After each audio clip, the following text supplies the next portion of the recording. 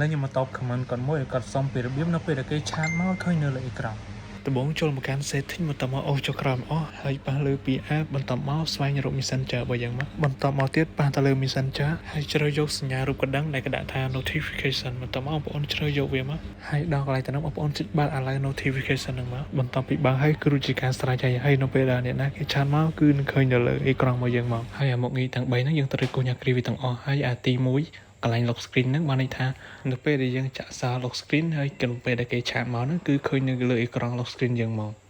ហើយចំណែកអាទី2វិញគឺនៅពេលដែលយើងអោយអេក្រង់របស់យើងពីលើមកក្រោមវានឹងឃើញឆាតដែលគេឆាតមកយើងហើយចំណែកអាទី3វានឹងបង្ហាញមកយើងបែបនេះ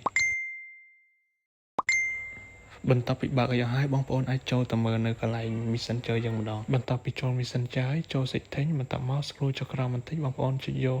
notification and sound កន្លែងទៅហ្នឹងខាងលើគេអាទី1ហ្នឹងបងប្អូនមិនបើកវាទេហើយក្រៅពីហ្នឹងបងប្អូនបើកវាទាំងអស់មកអញ្ចឹងវីដេអូនេះខ្ញុំក៏មានតែប៉ុណ្្នឹងដែរហើយបងប្អូនមានចម្ងល់អ្វីមួយបងប្អូនអាច comment នៅខាងក្រោមហ្នឹងបាន